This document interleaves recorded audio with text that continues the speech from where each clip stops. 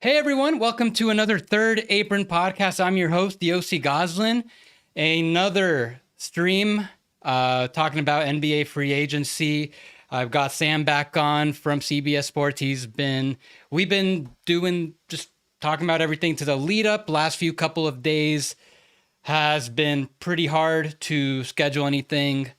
We're all been really busy reacting to everything, doing whatever we got to do. Thanks to everybody who joined my streams during the June 30th, as soon as free agency opened, and yesterday. That was a lot of fun. I've always had been wanting to do something quite like that, and it was really I was really happy with the turnout. The chat was busy at all times, especially yesterday, just nonstop, really great questions. Got to go over every single team, reacting to a lot of the stuff, showing what teams could do next. So, yeah, I mean, as long as I'm doing this, I'll probably be doing that type of stream on about whenever free agency happens. But Sam, we've got a lot to discuss. See, what Yesterday, I'm learning in this intro is that I'm slowing you down. You're talking about all 30 teams. You're answering questions. We get through like four topics whenever I'm here. We go 2.5 hours. come on, man. Like this, it was like these solo streams. I felt like I'm just kind of like doing election forecast. All right, here's what's going on here, and then going on here. This is different. This is this is the actual We can the meat of meander the and we show. can have fun in this space. This is the meat of the show. So yesterday we woke up to very surprising news. Miles Turner. When I first read the tweet, I'm like, that doesn't say Pacers. That says Bucks. And that's not Miles Turner in a Pacers jersey. That's Miles Turner in a Bucks jersey. Is this right? That he's signing with the Bucks, a team that's way over the cap, didn't have any cap space. So you knew something was up, and it coincided with the even more surprising news that they're waving stretching Damian Lillard. Uh, what are your initial thoughts on all this? I was assuming when I saw it that there was like a sign and trade and Indiana was getting something. When it became clear that they weren't, that was when I was just like, this is total mismanagement, right? I don't know if that was the biggest contract that like Turner was going to get. Like, I figured if Turner was available, you'd be talking about a sign and trade with teams like the Lakers, like the Warriors. There would have been no shortage of interest in him. To just lose him for nothing to duck the tax, I found that really cowardly by Indiana. Like, it's one thing if you want to take the gap year, and they set themselves up to do that when they traded for their 26 pick back. I think it's another to lose a player like this for nothing. That was really disappointing to me. And yet I go to the other side and like we can talk about this from Milwaukee's perspective. I I didn't love it. There were things about it that I liked. If your sole goal is to keep Giannis healthy, there are like half a dozen centers in the entire NBA that he comfortably fits next to. This is one of them. So, like, I guess that's a start. But like the last two times they did this, they did it. There are two big differences. Number one, they did it for an all-star, right? It was Drew in 2020 and it was Lillard in 2023. Miles Turner is not an all-star. Miles Turner is like your new Brook Lopez. He's not your new like number two option, your new Middleton, your new Lillard, whatever. And then the other big difference is that the last two times the Bucks made their kind of big keep Giannis happy moves, they did it in off seasons that he was extension eligible. So you make the Drew trade and he immediately resigns. You make the Lillard trade, he immediately resigns. He can't resign now. He has to wait another year anyway. So you don't get like the Sheen benefit of like, look at this big move we did for you. Don't you want to put your name on the dotted line? They have to actually play games. And right now they have half of a team. Like they don't have any guards. They don't have any defenders. Like, or they don't have any perimeter defenders. The front court looks really, really good. I have a lot of questions about everything else on the roster. So the whole thing, I wasn't crazy about it for anybody. I mean, you got to get like four other things right if you're the Bucks. If you're gonna turn this Turner thing into like a real contender, I'm pretty dubious that they're gonna be able to do that. We can talk about some of the ways they might try, but it was one of those things where I just kind of like, man, this is a little bit of a bummer for both teams. I think. I'm with you on the first part that this they're just getting their Lopez replacement, like very similar archetype, but I don't think Miles ever hit the highs of Brook like a couple years ago when he almost won Defensive Player of the Year. So Also, like, by the way, Brooke Lopez won them the East Finals a few years ago, right? Remember when Giannis was hurt and he like mhm, scored 25 in those games against yeah, Atlanta? Like Miles Turner has never been that level of yeah. individual score either. Right. So if we're just like talking about if this is a like Giannis saving move, it's not at the level of what the Drew trade was at the time and what the Damian Lillard trade was at the time.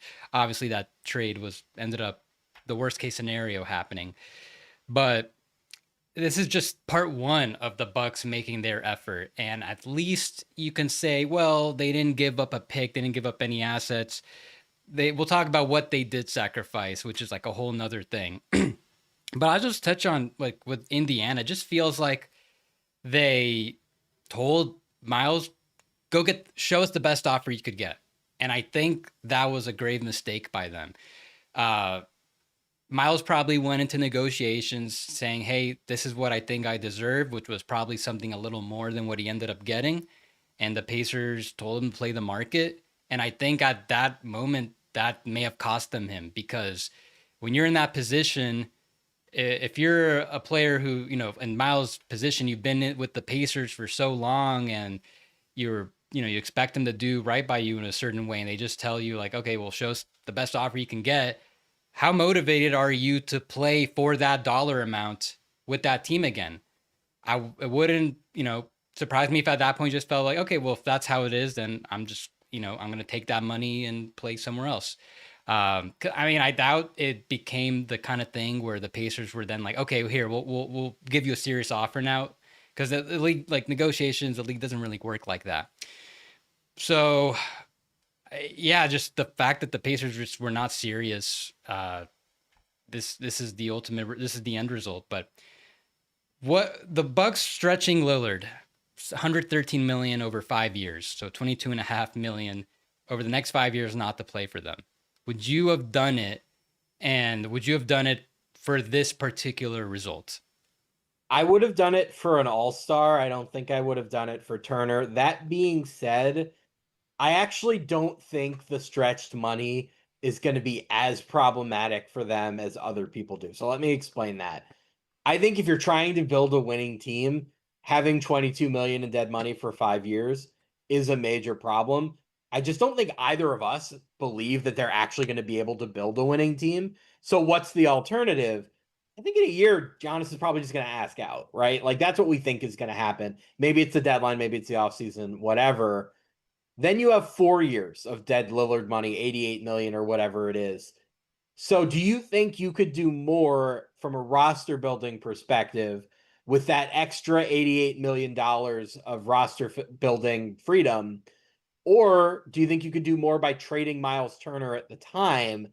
And I'm open-minded about the idea that you could trade Turner for more than you could really use with that extra financial flexibility. Because if you're going to rebuild, you're going to suck anyway. And having that 22 million in dead money just isn't going to hurt that much. But you could get real stuff for Turner. And then quietly, the other thing that Miles Turner does, he really opens up the field of teams that could trade for Giannis because you could just trade for Miles Turner with him. So if you have any concern that like our team doesn't fit with Giannis, you get Turner too, and you give up more to do that, then it actually does make more sense, right? Like we talked about how Houston would have to make all of these changes to facilitate, bringing in Giannis. That's not the case if they can also bring in Turner. So I think this just opens a lot of doors for you when you inevitably do have to rebuild. This is not the way they're thinking, by the way. Like they're clearly thinking win now. But from our perspective, I think Turner is going to be useful when they eventually launch this rebuild. Now, if they go out and they like spend their 2031 first round pick and they get a guard in there and they like nail one or two more minimum signings and you like maybe eke your way to 48 to 50 wins, maybe we can reconsider that. But I just don't think there was a bar. There wasn't a player out there this offseason where I'm like, you get this guy and you have a real path to making the finals. I think they maybe disagree because of how weak the East is, but we come at this from different places. We disagree. And then the last thing I want to say, I do wonder if this changes maybe like the above mid-level degree of free agency in the future, where there was one cap space team. We said this all summer. It's Brooklyn, Brooklyn, Brooklyn. And the Net or the Pacers probably went through this thinking we only have to worry about Brooklyn and maybe Detroit under a narrow set of circumstances. And then Milwaukee just flies in off the top rope. I wonder if that's a lesson in this situation that like maybe you have to be more open-minded about who might be able to create cap space or who might be able to sneak in and steal your player for some reason or another. I think the Pacers kind of took the market for granted and they got punished for it. And I think if they had been more thoughtful, and this is something we've kind of seen with the Pacers before, right? I go back to remember when Gordon Hayward was a free agent a few years ago and they tried to trade Miles Turner for him, and they kind of both the Celtics and the Pacers kind of dragged their feet on it and they negotiated back and forth. And I think Danny Ainge did what Danny Ainge always does, which is he wanted more than Miles Turner, and the Pacers held firm. And while that was happening, the Hornets just swooped in and signed him. I think there could have been something similar here where if the Pacers had viewed the rest of the market as more of a threat, they could have proactively talked to teams that were interested in the sign and trade, right? Like we mentioned the Warriors, they could have gotten Kuminga probably. Now you would have that could have done different things to your payroll. They'd been interested in Kuminga in the past, or they could have maybe gotten a Warriors pick. That probably would have interested them a fair bit.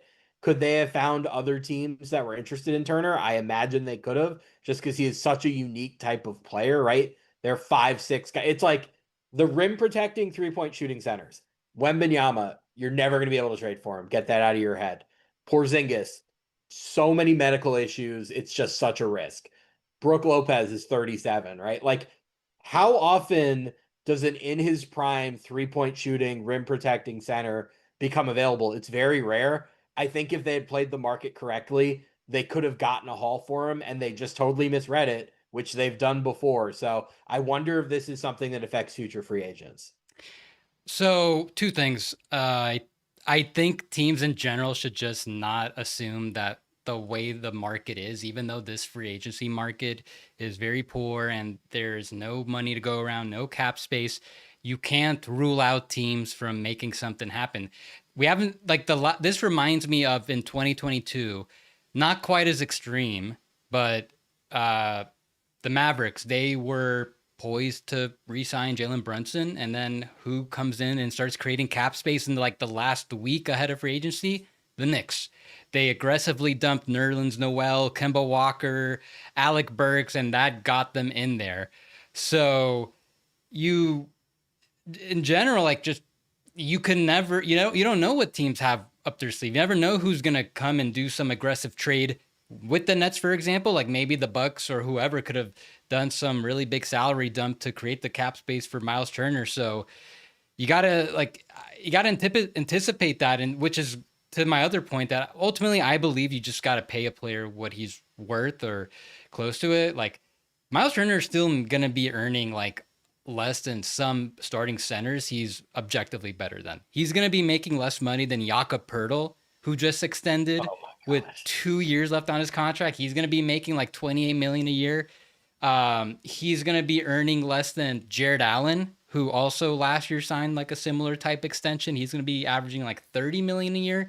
So like have some perspective. Like Miles Turner, yes, I think he's like the same age as those guys, maybe a little older than, I think Jared Allen's a little younger than those guys, but like that's still pretty, like 26 a year, 27 a year for Turner. That's pretty low. Like I thought he's gonna do a little better than that. I like the difference was whatever your tax situation is. Like you put yourself in that situation by giving everyone an extension, including Toppin, McConnell. Like that is your move to get out of the tax if needed. So like, don't worry about how much you're paying Miles Turner now. Like you could figure that stuff out later by trading some of your role players.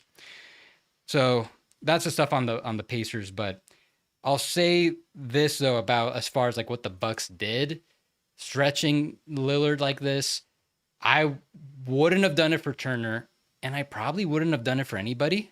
Like even if it's like a surefire superstar coming their way, just in their situation, just still how much stuff they have to overcome. In my eyes, to be a true contender, like I still feel like they are like a tier 3 or 4 team in the East, where you have like Cavs, Knicks, Magic, Hawks, and then maybe the Bucks. I'm going to lay out a scenario for you. Would you have done it under this scenario? LeBron opts out of his contract. He says, I'm going to come. You have to clear this cap space. Then you sign Chris Paul on top of it, and you have Chris Paul, LeBron, and Giannis. I just think that would be really funny in that East. Something about Indiana, I also just want to go through. You mentioned this. You could have dumped TJ McConnell if you wanted to duck the tax, right? There are so many things that you could have done if you wanted to duck the tax. Obi Toppin, Benedict Mathurin, whatever. There were a lot of ways you could do this. I also just now feel like you've taken a pretty definitive step towards, I don't know, something different, right? If Miles Turner isn't going to be on the team in 2 years when Halliburton is back, I wonder how much further you're willing to go to make this team younger, to reset your books a little bit, because you have Mathurin's extension coming up next summer, or he's eligible this summer. It'll kick in next summer. Then I think you have Neesmith a year after that.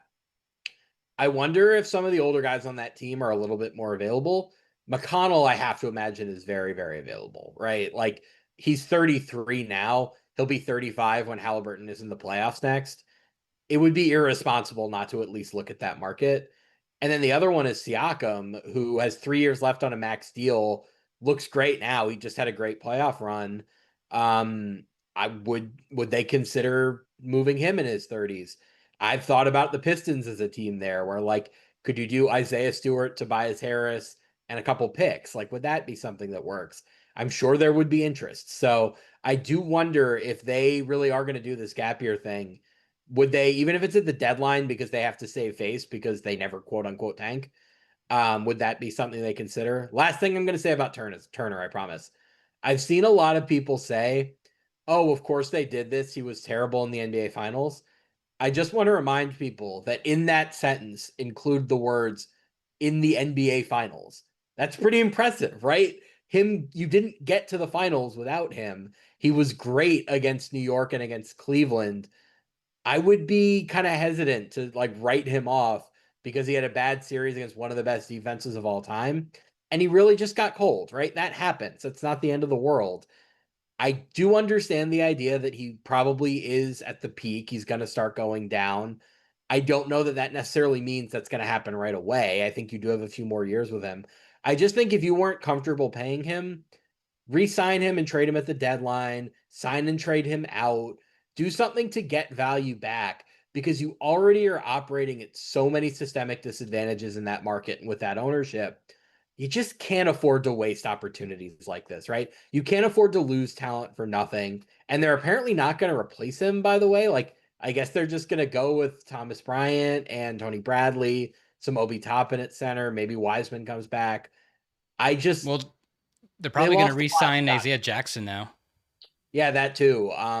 Didn't they, like, give him a qualifying offer or something? That seemed like kind of a red flag. We maybe should have seen. I now in retrospect, I kind of get the feeling maybe they kind of saw this was coming, which is why they gave him that qualifying offer. So it seems like unless they have something coming up, yeah, they're probably gonna actually do a more aggressive gap year now. They got their pick back. If they really want to, they could seriously bottom out now. They can trade some of their vets like Toppin, McConnell. I would definitely look into that, see if you could get some nice picks for them. So we'll see what ends up happening. It's worth noting this was something Tony East was talking about on Locked On Pacers. Maybe the Pacers want to try to do this as a sign and trade. They could create a big trade exception that way. What motivation do the Bucks have to help them? Like, a second round pick is not moving the needle for the Bucks. Yeah, that's basically what it is. So that's just something to monitor. Like, they could still structure this as a sign and trade if the Pacers want that flexibility for the future. Maybe they, because for the Pacers, if you are now really doing like a pure gap year, you're going to bottom out. Okay, it'd be nice to have that trade exception. Use your mid level now with that extra flexibility, maybe to be a dumping ground. It wouldn't be that much though. They don't have that much tax space. But as far as the Bucks, the The reason why I wouldn't have done this for Turner is, again, like it's one thing if you're doing this for a player who has really premium value that you can flip later for like multiple picks. Like Turner, as good as he is, he doesn't have that type of value. So, and then the other thing is these, I'm sure the Bucks were like working on this for. I don't think this was like a thing that happened like in a day. This was probably like multiple days, maybe a week in the making.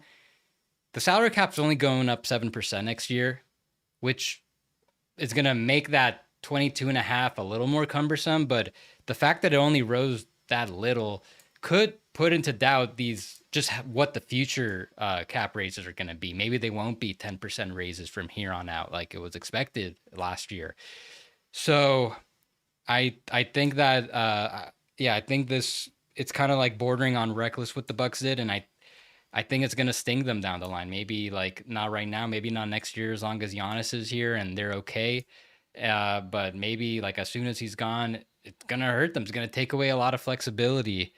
But let's get into a little bit of like hypotheticals because the Bucks are not done. Like clearly there's an effort to try next year, but this roster is still a work in progress. They have all these minimum guys they added, just a bunch of like okay to decent rotation players. They have several needs. What was your first step now that they're getting Miles Turner to address the rest of their roster? Yeah, we got to get a guard in here somewhere. So the obvious name, just somebody that we think is available, is Anthony Simons. And I think Boston, maybe it's a three-way, maybe it's something, maybe you can just do it amongst yourselves. But Anthony Simons for Kyle Kuzma does save Boston like $5 million. And I look at Al Horford not re-signing or not signing anywhere yet. And it kind of makes me feel like he's waiting for Boston to potentially save some money, giving them some time to figure something out before he takes an offer from Golden State or the Lakers or wherever. So maybe there's something there. I think the second year on Kuzma's deal probably scares Boston off. So maybe you have to include a pick swap. They have 2031 and 2032. Their first round picks are unencumbered. So you can trade one outright and you can swap the other. For Stepien reasons, it makes more sense to trade the 31 outright and do a swap in 32. So maybe you offer them the 32 swap to do Kuzma for Simons. Maybe you work a third team in there where they get the swap, but then they trade expiring contracts to Boston. But as far as like high level scoring guards go, I think that's about as good as you could do.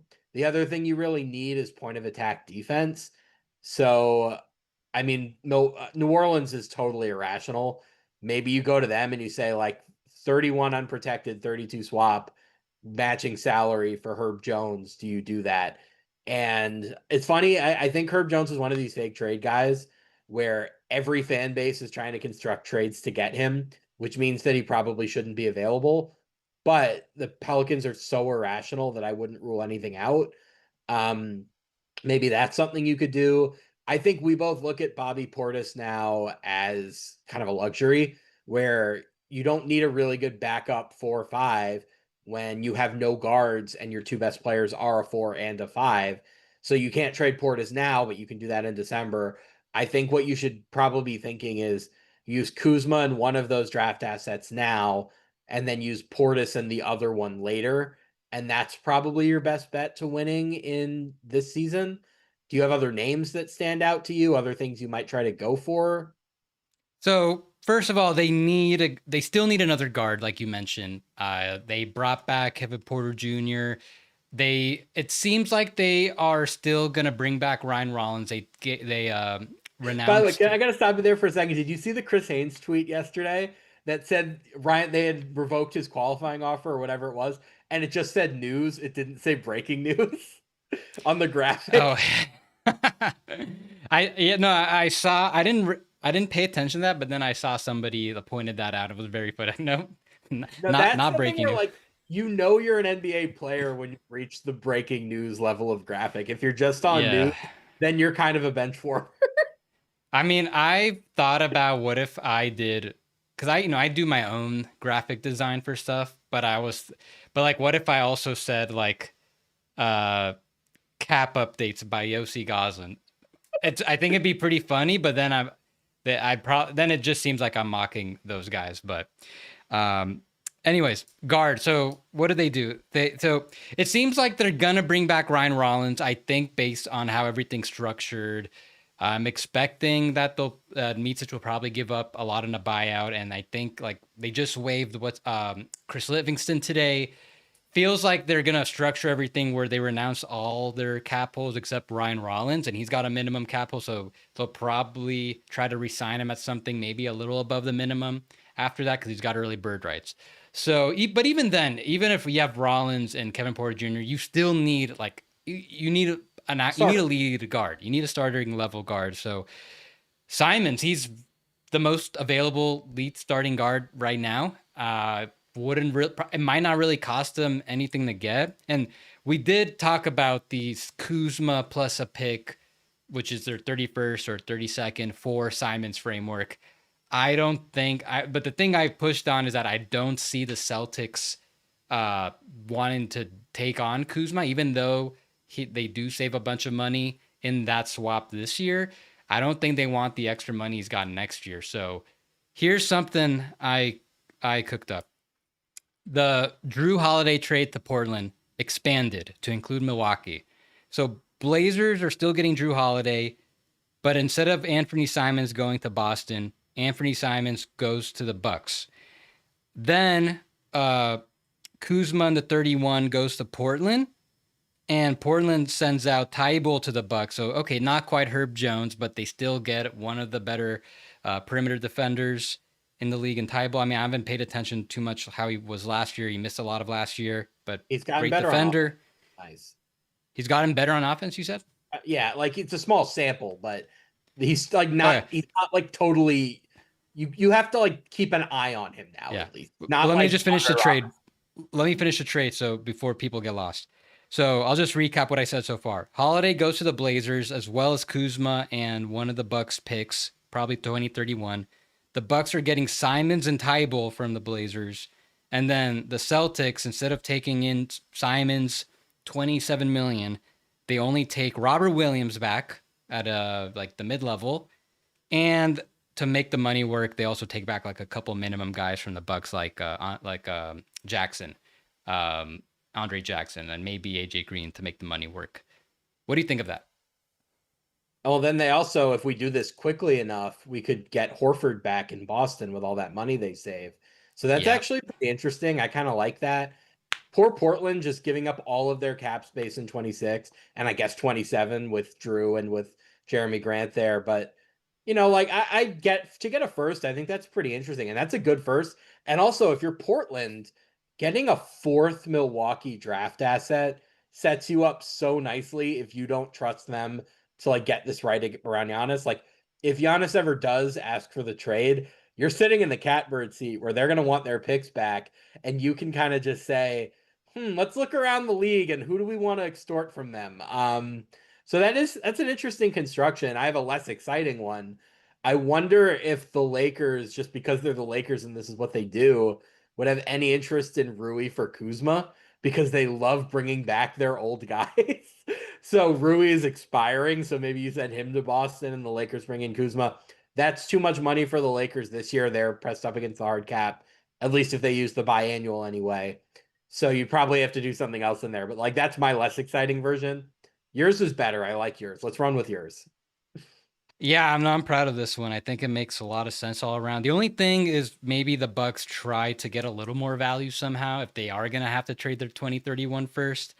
But like at the same time, it's got negative value right now. Like if the Bucks are really serious about trying to make a run next year, I think they got to I hope they saw like they paid attention to how Kuzma was playing because that was not a good fit at all. Just a financially motivated trade got him below the second apron last year, but they have a lot of space now.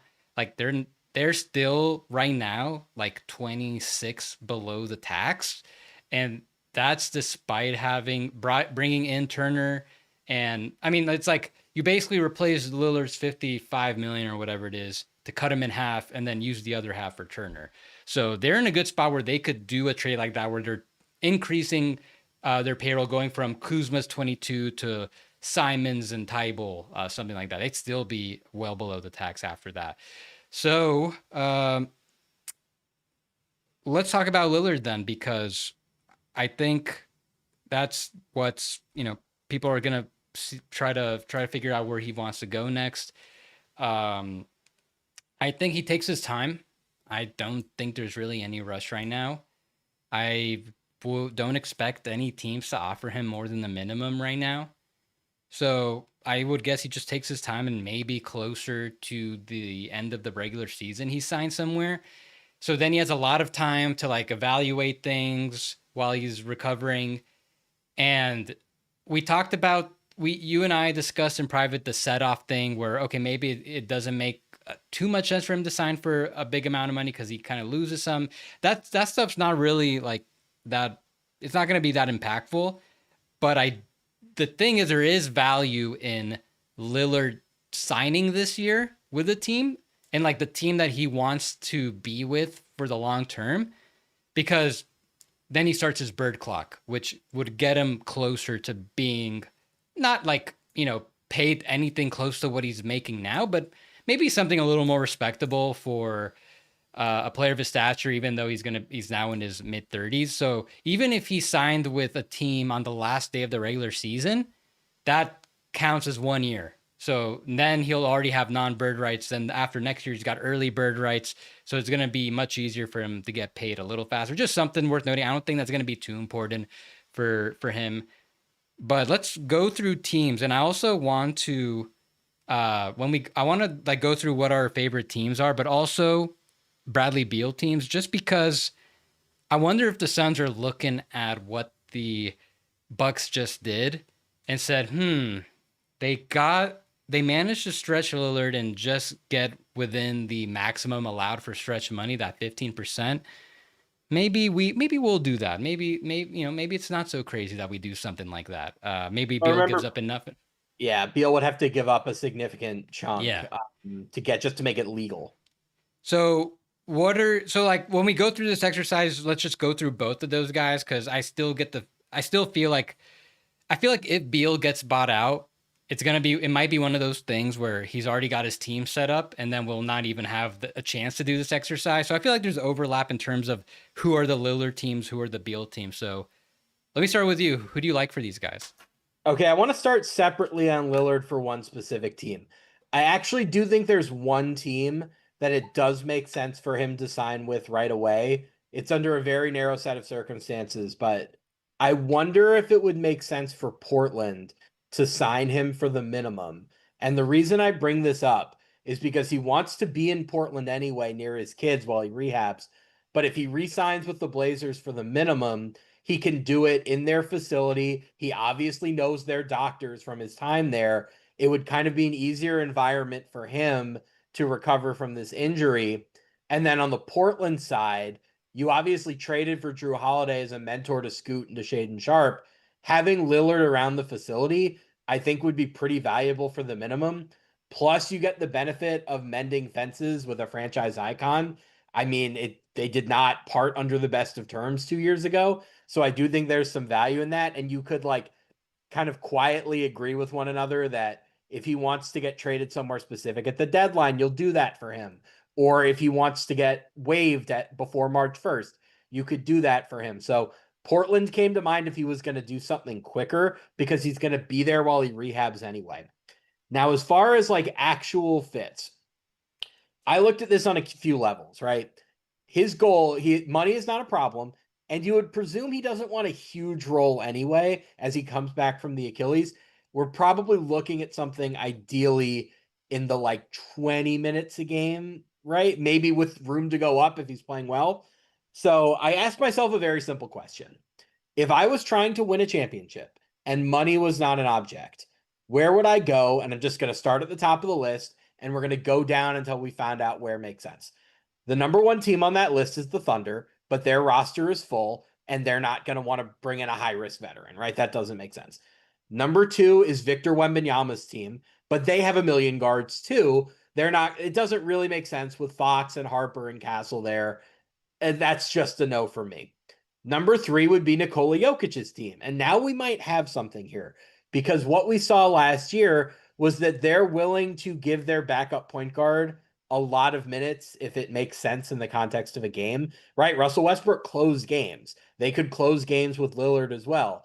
Jamal Murray misses a lot of games. He could start sometimes. So I think Denver makes a fair bit of sense. After Nikola Jokic, my next thought is get to the Eastern Conference. So who would it make sense there? I think really almost anybody could. Like we've talked for years about Orlando needing a point guard. Desmond Bane helps, but he's not Damian Lillard. You know, the Knicks, they just signed Jordan Clarkson. He can keep Dame's seat warm, and Dame can come back for the end of the regular season and the playoffs. Cleveland, he could replace Ty Jerome. Very easy fit. No notes there. And then two more teams before I hand you the floor. He could probably start in Minnesota if that's a priority for him. Like they have Mike Conley basically at the end. They want Shannon and Dillingham to play more this year, but I think they're probably looking at Shannon more as a Nickeil Alexander-Walker replacement. And then Lillard would be a nice guy to have around for Dillingham, who probably is not ready for serious minutes yet. And they'll have a better sense as the season goes along if he is. But like, if you could just have Lillard be your starter from March 15th on, I think that's really interesting for Minnesota. And this one is the like really extreme one, but we have seen the Lakers linked to him.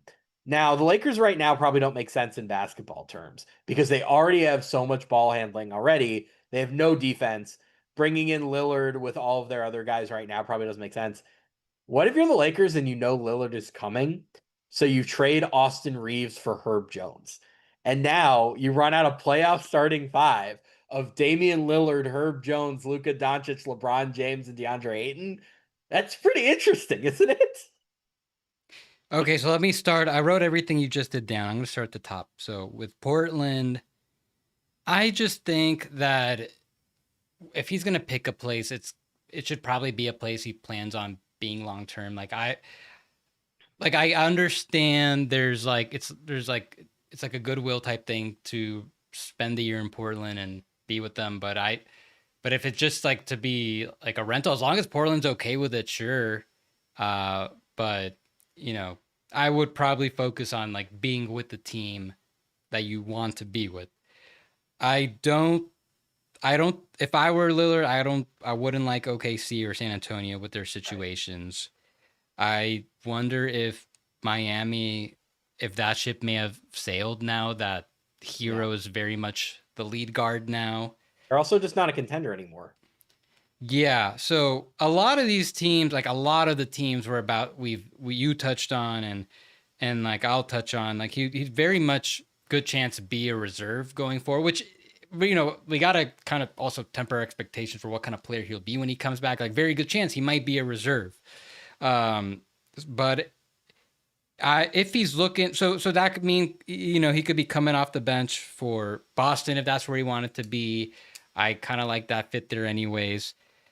I don't know if you mentioned the Warriors, but back when Damian Lillard was rumored to be in trades, like before, you know, back when the Blazers probably should have traded him, I thought that I really like the idea of the Warriors going after him and like trading all their picks and Wiggins or whatever it is and bringing him and having Stephen and Dame.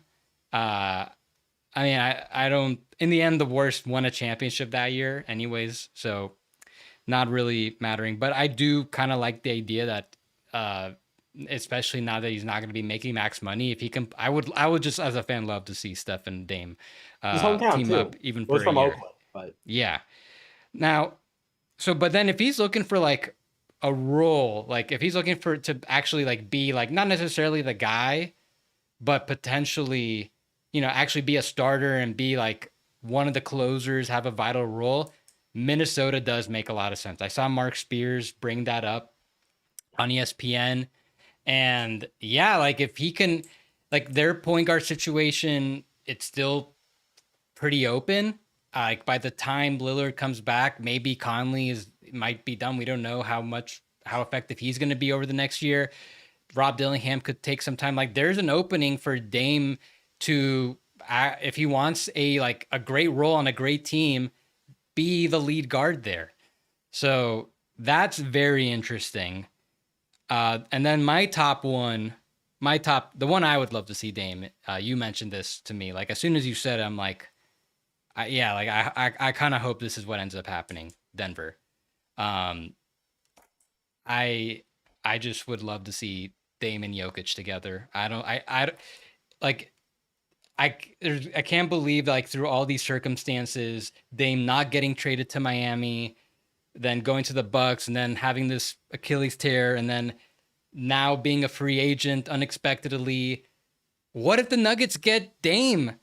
Like, and Dame actually comes back, and he's not like an all-star level type player or anything, but like if there's someone who's going to get the best out of him and extend post Achilles window for Dame, it's Jokic. So even if he's coming off the bench in that role, he could still play with Murray a lot. I think that's where I'd love to see Dame play next. You convinced me on that. We should also mention, so the way Denver has saved a bunch of money with the Cam Johnson trade right now, Denver is, you can correct me, but this is off the top of my head. They're like right below the tax with 14 players, right? So anybody they sign is probably going to take them over the tax. Am I correct in that? Here we are. I've got them right at the tax right now. Yeah. So basically, they're yeah. not going to just sign any random minimum guy. They're going to sign somebody if it's like worth going into the tax for them. Damian Lillard obviously makes sense. And then Bradley Beal does too, where if he buys out in Phoenix, Denver could just go up to whatever, like however much room they have below the first apron. They could just go up and give that to Beal. So that makes a lot of sense to me. I don't think they're just going to use that on anybody. I think they're thinking, let's keep that roster spot open in case somebody really special comes out. The last team I want to mention, and it's kind of funny given the situation they're in, we should bring up Dallas at least. It'd be kind of funny if they had two injury prone or already injured guards of a certain stature there. But like, imagine going into a play-in game against a starting lineup of Damian Lillard, Kyrie Irving, Cooper Flagg, Anthony Davis, and Derek Lively, and Klay Thompson coming off the bench. Like, I just think that's really fun. We have to mention it. I don't want him to do it, and I don't want like that team would be so reliant on guards in their 30s overcoming devastating injuries, but we have to mention it. I do just want to touch on Denver really quickly because one, I love their offseason. They cleared up so much money going from MPJ to Cam, and they're able to trade Saric up for Valanciunas and then just killing the minimum market. Like Bruce Brown has not been close to the level of player he was with Denver, but if he can at least if he can be better than what he's been these past 2 years, and that's a steal. And Hardaway at the minimum, like I knew there'd be some role players getting the minimum. This is by far one of the best values. But also, right now with how things are constructed, they're supposed to be hard capped to the first apron.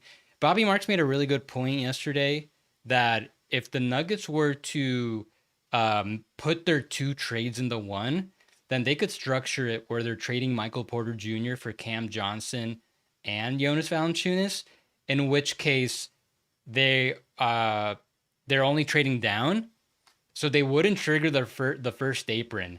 So then they could potentially go above the first apron, use the tax mid-level, or maybe even like game the system, sign and trade some of their guys like Conchar, DeAndre, DeMarcus Cousins Russ, sign and trade in 2025. Russ, just like sign and trade like the guys that were under contract, some of their two-way guys, just to like maybe bring in like a guy who like pushes them closer to the second apron. Because this is how much they'd have. This is where they are right now, below the second apron, assuming they could surpass the first apron. So there's something to monitor. In which case, maybe they want to give Dame the tax mid-level if they want to be a little more aggressive. I don't think so. By the way, hold on. We're getting some breaking news. Wait, we are? The Rockets and Suns are working on expanding the Kevin Durant trade into a deal that would involve a league record 7 teams. Okay. Funny that this is coming out right now because I kind of figured out how the Rockets are going to structure all their stuff. Is this procedural or is there new guys moving? I'm opening up on the Athletic. Let's see. Um, This strikes me as just a procedural move more than like some new team has entered the fray and some new player is moving. But seven so teams in a trade, I think, would be new. I don't ever remember seven teams in a trade. so here's how it would work, but what I figured out. So here, hold on. The Hawks would be sending Clint Capella to the Rockets, and what would become a sign and trade. Durant will go to Houston. Uh, okay. The only okay. So they haven't. There's nothing about the mechanics, but here's what I figured out because, um, with the way I'm trying to think how to start.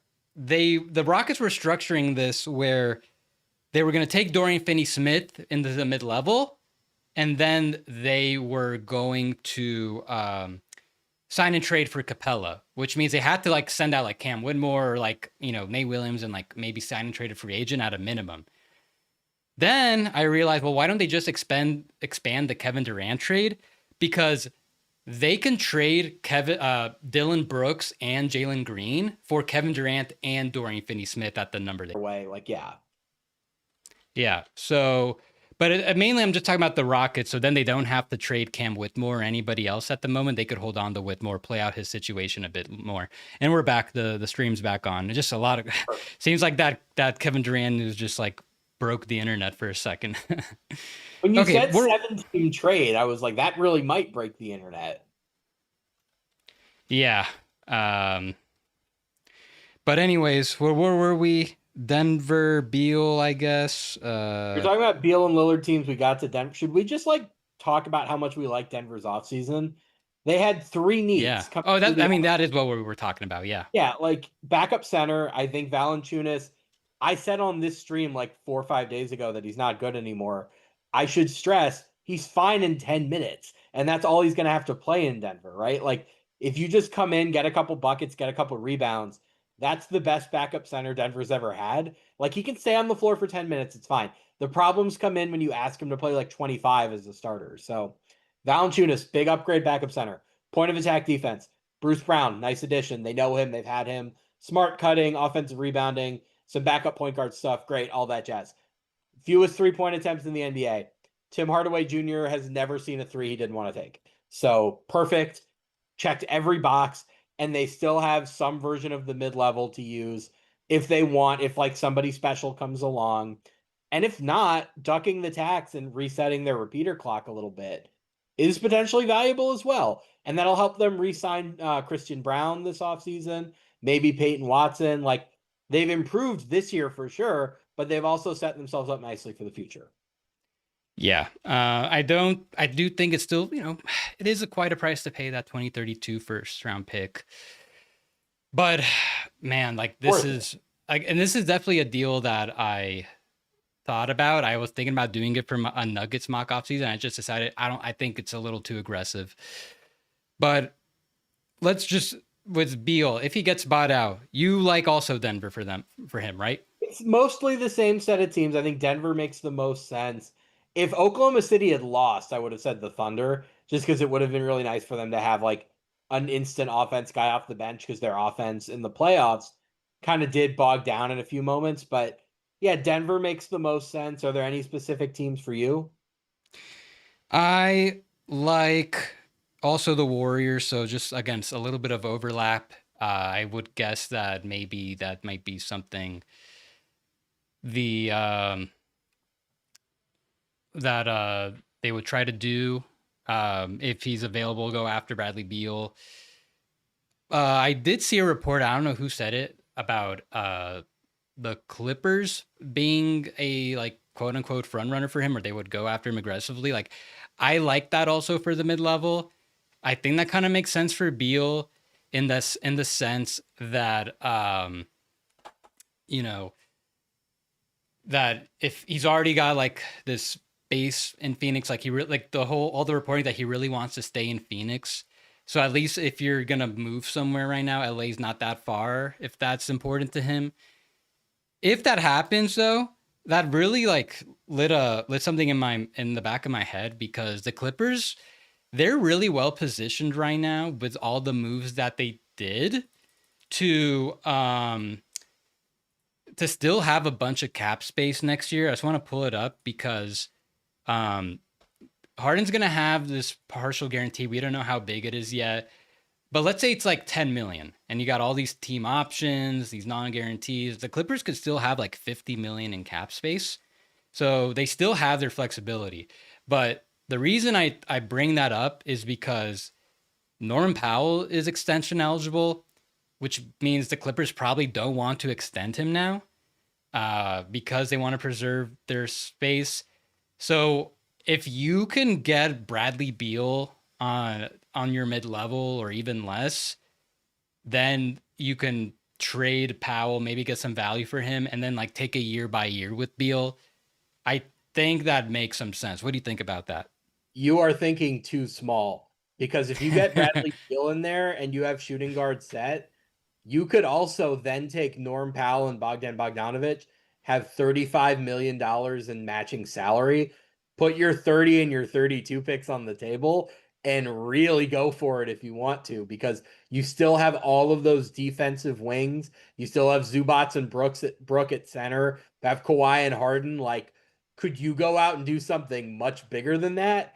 Maybe you don't do that in the off season, but you could do that at the deadline if like Kawhi looks healthy and Harden looks like himself and Beal looks good. That's really interesting. They only have like 5 million of their mid-level left because of Brook, right? And Oh, that's right. Yeah. yeah, No, so no, no. they Wait. couldn't. Wait. Let me check. Is it that much? I have to check my own website. It's 2 by 18 is the amount on Brook. I don't know if could they structure that as a sign and trade. I don't No. know that there's an advantage to that for the Bucks, so no. Yeah, yeah. 5.3. Well, then once they cut Beal, they can't sign and trade him. But I'm gonna say this about Beal. I'm gonna save your point. Are you ready? There isn't a non-tax mid-level out there for Beal anymore because he took too long to get bought out, right? Like if he had been bought out on June 29th, then maybe Denver would have immediately given him the full mid-level after making the Cam Johnson trade. But now there isn't a full mid-level out there. So I don't think the money is like if he does get bought out, I don't think that that's going to be the deal breaker. I think it's going to be about the best situation. So I do think the Clippers do make some sense. We'll see. They might also like we think they're going to offer the rest of their mid-level to Chris Paul, but we don't know what Chris Paul like what he's going to do. It's been a few days now. He reportedly wants to start next year, and I don't think that really makes sense for the Clippers given the way they play, like to have him and Harden together again. I don't know how interested they would be in that, but that's a whole other conversation. But I do like Yeah. for the Clippers. And then, yeah, we did kind of like he would make a lot of sense for the Mavs too, right? Just like help keep the offense afloat while Kyrie is out. And then also, like, I know they want to do this giant lineup, like defense wins championship thing. You need somebody to dribble when Kyrie's on the bench. And, like, God forbid you play some minutes with two really good offensive guards on the floor. You should be able to protect them with your size. So I would think about Dallas as well. Like, all those Eastern Conference teams make a lot of sense. The Knicks, the Cavs, anywhere if he's open to taking the minimum.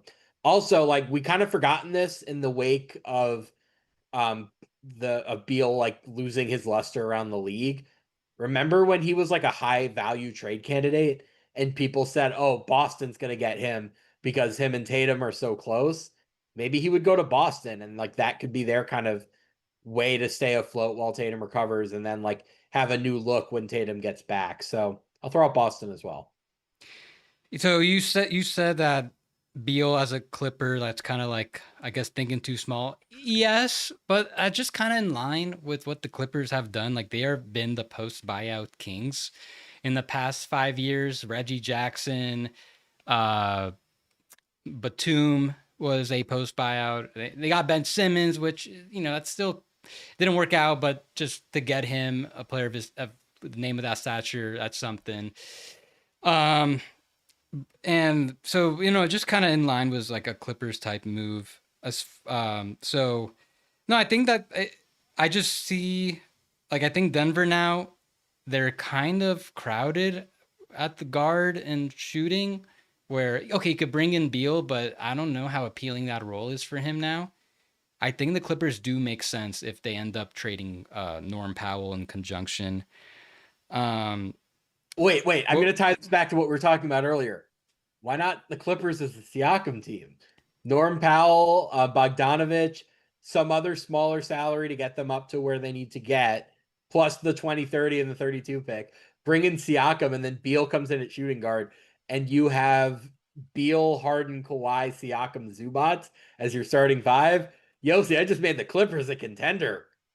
damn.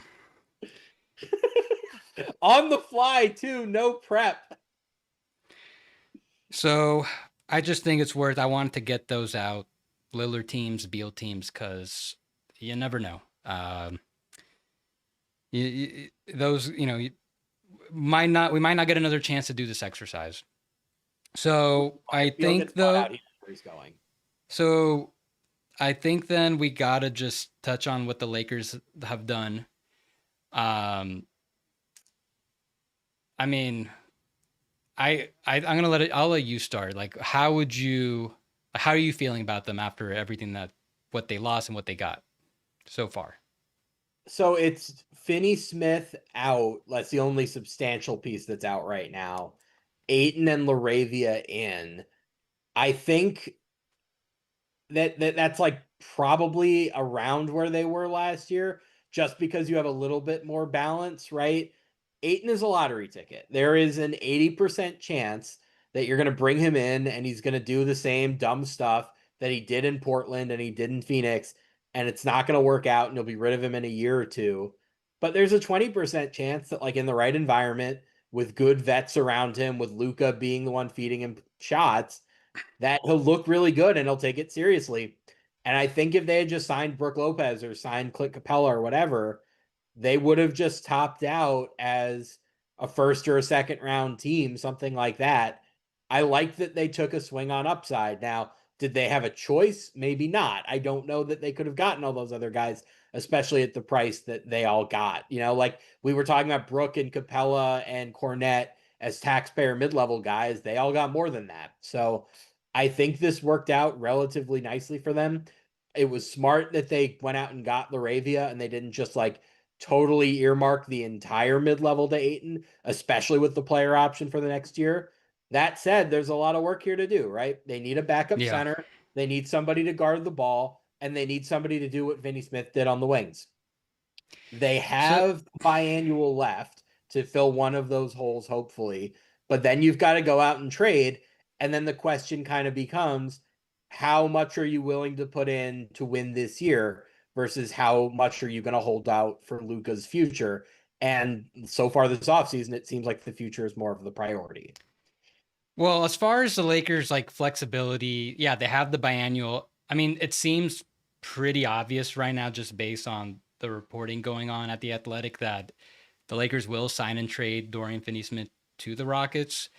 So in that case, you can create that a $14 million trade exception, because I don't think, unless the Lakers are getting back some players back, they'll have plenty of flexibility. It's more so about the apron space, because they're starting to run out of room. They're only like $5.5 million below the first apron. They've hard capped themselves to that with all the moves that they've done. So I think like they'll get their center rotation. Like they got Aiden. If Even if he's not gonna come back to 2021 Suns Aiden, I think that ship is may have sailed. I don't think we could expect that. Like if he's gonna play most games and be a little more motivated than he was, and him at 8 million and this year and potentially next year, that's great value. And plus you have the Luka factor. He could make him play a little higher over his head. It's fine. It's a good move, and I'm sure they'll get another backup center, whether it's like an Al Horford or a Nick Richards, something like that. I think and then I guess they keep Kleba too. Like I think I'm not worried about their big man rotation. I think it should be okay. I'm just really scared now of their defense. Like this is Dorian Finney-Smith. Like I'm not trying to be like the biggest Dorian Finney-Smith defender or anything like that, but the Lakers were begging to get a 3-and-D wing like him. They couldn't get one after all these years, after letting Danny Green go, trading KCP, letting Caruso go. They had nobody. And they slowly rebuilt their wing department. They got in Rui, who's been a really good value. But they got Dorian Finney-Smith, a really good 3-and-D defender. He just fell into their laps. They got him for 3 seconds. That's nothing. And they had all the money, all the rights to resign him. And whatever happened, like, to me, the Lakers losing him hurts them. Theoretically, yeah, they could find another guy, but that's easier said than done. They're like, this was the best guy they could get within their budget and price, and now he just left. So I think the Lakers, though, like, they're a worse team than they were a couple months ago, and they, unless they can get a 3-and-D wing to replace that, it's good that they got their big men, but I think they're going to be a worse team come playoff time. Like, you can get DeAnthony Melton maybe on the minimum, but I think that's like a lot to ask for coming off an injury. So I'm not worried about the big men, but they need to get a wing now to replace DFS, and that's going to be, I think, the real challenge now. So, I mean, this is something the Lakers do a lot, is they'll go into the season with a major hole, and they'll kind of, like, Rob will kind of implicitly tell the team, prove that you deserve for me to invest in this team. Like, if you guys are good enough, I'll put in picks and I'll get somebody. And they did that in 23 when they got him to trade Russ and bring in D'Angelo Russell and Vanderbilt and Malik Beasley, and they made the West Finals. And then they haven't done that in other years. I wonder if they, like, really just focus the rest of the offseason, whether it's the biannual or in that 7-team sign and trade, get Nick Richards, you get another center in there some way, and you kind of tell the team, show me that you deserve me to spend the 2031 first round pick on a 3-and-D wing, and then maybe I will. Wiggins is the name that's been out there in the past. I actually think if you can get backup center now, and then you can do something like Rui, Vincent, and connect for Wiggins, I kind of like where you are. I think Rui on that team now, especially with Ayton, who also, like, kind of operates in some similar spots inside the arc. Rui obviously has range out to 3, and he's become a much better 3-point shooter since he got to the Lakers. But I don't know that Rui necessarily makes much sense there anymore. I'd probably be thinking, can we move him for a wing? Between Rui, Vincent, and Kleba, they have like $40 million in expiring salary. You're not going to get a high-end wing just for expiring salary. But if you can find somebody on a longer-term deal, or if you can attach the pick, now you're talking about something. I just don't think winning this year is the priority. And the reason they didn't re-sign Finney-Smith was, like, he had a 4-year offer from Houston and he's 33. The Lakers just aren't going to want to deal with a bad 36, 37-year-old money attached to DFS in a few years. So I disagree with it. I would have tried to keep him, but I understand where they were coming from. They just have more work to do. If I were them, and if there's any chance whatsoever they can get Al Horford, full biannual, whatever, like, you do that. And the reason you do it, if you can, and I don't think they can, I think he's going to Golden State, but the reason you do that is, like, this is the picture of professionalism and aging gracefully at the center position. And you really want that kind of human being around DeAndre Ayton as you do this reclamation project thing, right? So, like, if you get Horford, and by the way, Horford was really good last year. It's not just like a veteran. Like, I personally, when I was doing my all defense teams last year, he wasn't eligible, but as I dug into the numbers and the tape, I thought Horford was the best defender the Celtics had last year, and he's going to be 39. So if that's the case, if he's anything like that this year, and also he can shoot, which gives you more lineup versatility, you could maybe get more perimeter defense on the floor with Jared Vanderbilt if Al Horford is providing spacing at center. Then I think that would be your priority, but I think Al Horford's going to Golden State, so it's irrelevant. Otherwise, yeah, the Lakers still have work to do. They have the resources to do it if they want it. They just have to decide, are we willing to invest in this year's team, or are we waiting for the next few? Now I think the Andrew Wiggins rumors make a little more sense, where maybe that was as part of, like, a contingency with Dorian Finney-Smith likely heading out. For all we know, that was maybe something they kind of caught wind of like a week ago or so. So however they do it, if you can try to keep your pick, because now it's all about the future. They're prioritizing cap space over the next few years, try to get us another star for Luca. If you can turn those minimum salaries that you're talking about, Vincent, Maxi, try to get a guy without trading that first round pick. Maybe you can do it for trading some seconds, some swaps. Connect is the obvious value there as well. Yeah, like if you could get Wiggins now, okay, I understand the need for Wiggins. Like if you can get Wiggins, the Heat they're trying to prioritize cap space as well for this summer. If you can get him primarily for your expirings, maybe connect and some seconds. I don't know if the Heat are interested in that, but if they want to get off the money, like that is the type of trade I'd pursue for the Lakers. It's probably not enough, but they gotta make something. Like I'm just kind of trying to show the type of thing I think they got to try to do. Um, but let me ask you this: I think there's only one viable LeBron trade, which is to Dallas. The Mavs have a really deep team. Like when they're fully healthy, they have a lot of guys and like some good players that probably won't even get to play. Like I wonder now, like it's like between like a very good chance, like Hardy, he wouldn't be playing. I mean, not like that great, but like there's a good chance like one of Martin or Marshall might not get to be in the rotation if they're fully healthy. Um, do you think at this point, if you're the Lakers, you can get like the Klay Thompson, Gafford, PJ, Najee Marshall type package, which keeps all these guys except for Gafford. Now his contract's a little longer. They expire within the next 2 years because Lakers are trying to prioritize 26, 27. Is that something you'd consider if you're the Lakers at this point? Maybe get a pick back, maybe I even was, expand.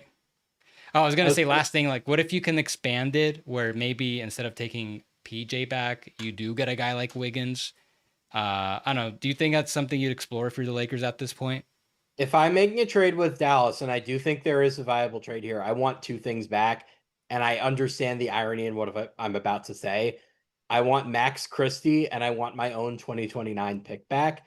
If you're the Lakers, quietly, say you get the 2029 pick back, then you only have to survive 2 years and you're back to pick neutral. You can offer full years of swaps and trade like 4 picks, 3 swaps, whatever. You just have to get through the 27 season.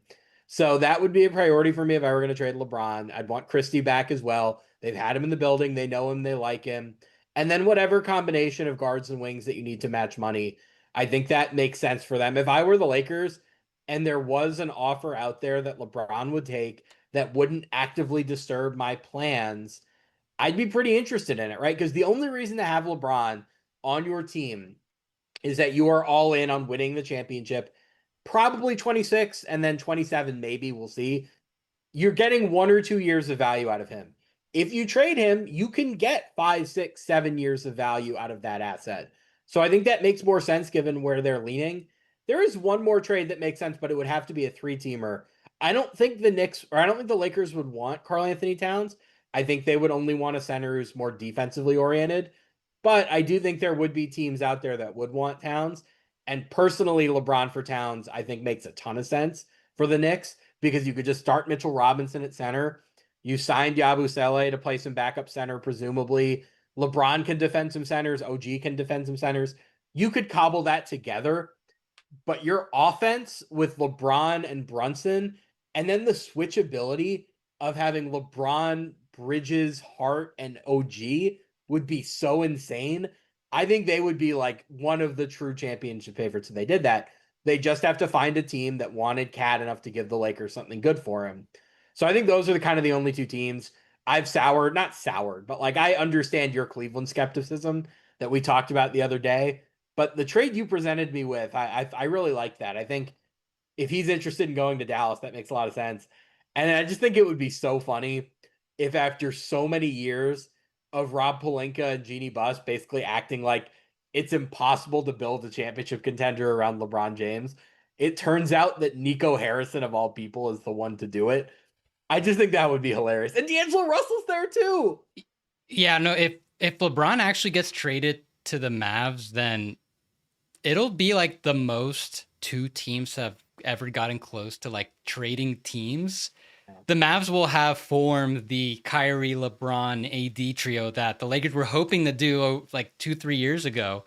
And then the Lakers are just the Mavs with Luka and friends, minus Dorian Finney-Smith. So I hope they can get a 3-and-D wing back, because I don't I I just think that losing DFS in the manner they did it's really bad. Let's They're do not a Western one. Conference contender right now. Like, we can be clear about that. There are Yeah. 3 teams in the West that are real contenders. Those teams are the Thunder, the Rockets, and the Nuggets. The Lakers are not one of them right now. Could that change between now and the trade deadline? Sure, but they're not there now. Okay, I want to try something. One thing before we end this. Hopefully this works. Give me a second. No. Are you trying to surprise me? I don't even know what you're about to do. I want to show I gotta fix this. Give me 1 second.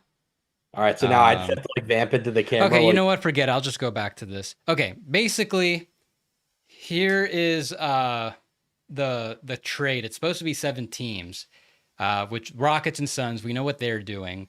And it also includes the Hawks, Nets, Warriors, Lakers, and Wolves. So I want to try to maybe you could try to pull up the tweet. There's a tweet out there there's a couple tweets out there. I just want you to try to find it so you can have all the teams in front of you. Yeah, I have spread chats in front of me saying that it's, they're negotiating it, but I don't know the specifics.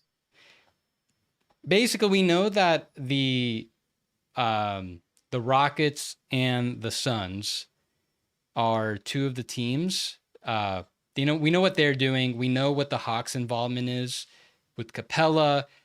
Now says the Wolves are involved. I'm guessing that's Nickeil Alexander-Walker to the Hawks. With the Nets being involved, I'm assuming that has to do with Terrence Mann, but it doesn't mention the Celtics. So maybe there could be an 8th team, the Celtics. But the only team that I'm not, and the Lakers are sending out Dorian Finney-Smith. Maybe they take back a big like Nick Richards, something like that. But then there's the Warriors being involved.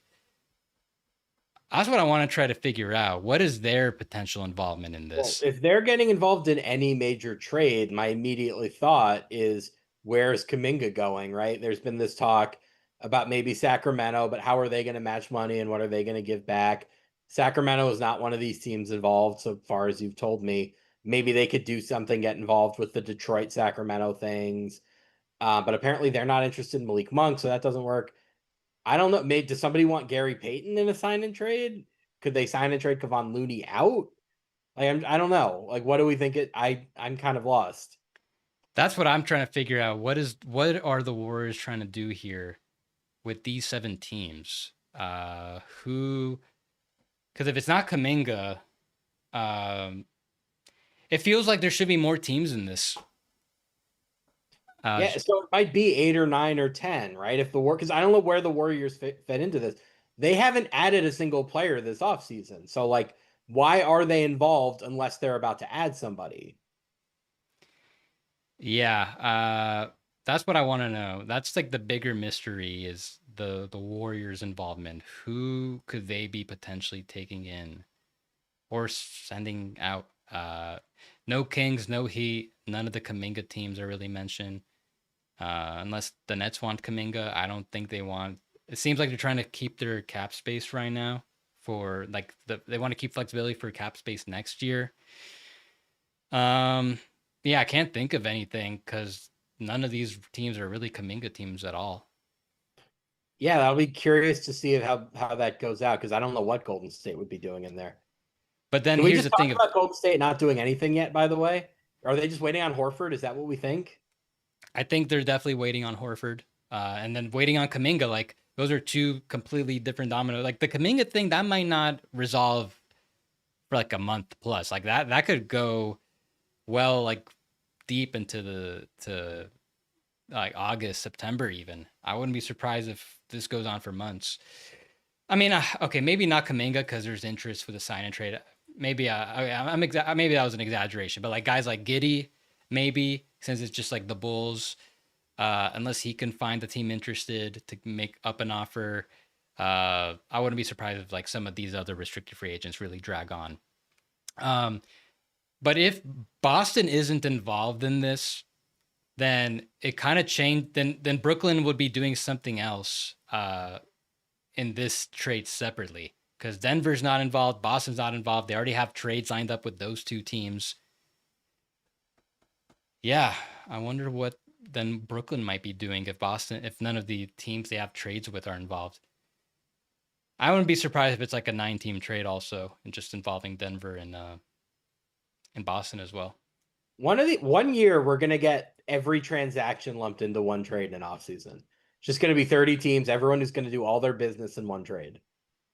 Yeah. But good work by the Rockets, at least on their end, the way they're structuring this, where they don't have to move any of their like end of bench guys right as of now, like Nate Williams / Cam Whitmore. They could hold on to Cam Whitmore a little bit longer. And by doing it this way, they'll preserve like half their mid-level exception, which it's probably not going to be that important because they're going to be right up against the first apron hard cap. But you never know. Maybe later in the season, maybe there's a signing they could do that might require it. Like if there's a guy on a 2-way deal really impressing, they can use a part of it. Anything else before we end this, Sam? No, I think we hit everything. We're still waiting for news. I guess, is Horford the last big unrestricted? Horford and Chris Paul are the last two big unrestricted dominoes to fall. But other than that, like now we're kind of just waiting for trades and restricted guys. Bigs. Yeah, I mean, Miles Turner, that was the big unexpected domino, which kind of led to, I guess, Aiden kind of being sort of impacted, because I feel like the Pacers were definitely a team that was interested. Now he's off the board. Now it's Horford, and then I think Chris Boucher, and then after that, like Precious Achiuwa / Mo Wagner. How old do you think Chris Boucher is? Because I found out a little while ago and I was stunned. I think he's like my age. I don't know how old you are. I'm 32. He's 32. Why was I crazy for thinking he was like 27? He was not really on the radar until like 5 years ago, right? I think he kind of came into the league like, I guess by the time he became relevant, he was already kind of older. Yeah. Yeah. That was wild, because I saw that like he and Malcolm Brogdon are the same age, like a month or so apart. And Malcolm Brogdon, I feel like, has been in my life since 1999. Brogdon's still available. Seems like Clippers will try to get one of him or Chris Paul, whoever wants to join. Brogdon would be a nice one for somebody, but yeah, that's enough. We don't have to do Malcolm Brogdon talk. All right, everybody, make sure to read CBS Sports. He's been reacting to all the moves, been writing a lot. Check out all his work and follow him on Twitter at SamQuinnCBS. Make sure you're following me on Twitter and Blue Sky at Yossi Goslin. I have been posting a lot of good salary cap analysis with the moves happening. And subscribe to Third Apron wherever you get your podcasts. It feels like free agency is like almost done. It's like July 2nd. Really, like all the free agents are off the board. It's just going to be trades from here on out. So, well, we have the Lillard thing to happen, and then maybe Beal. Those are kind of going to be the last gasps. Yeah. And then subscribe to Third Apron, the newsletter. I haven't given that much love in the past few days, but I've been too busy just, streaming / updating my sheets. That's a lot of work, but I'll be back writing soon. Thanks everyone for supporting Third Apron. This past week's been a lot of fun. I'm glad to know there's a interest in what I do and what me and Sam talk about. And I'm sure we'll be back this week. Goodbye, everyone.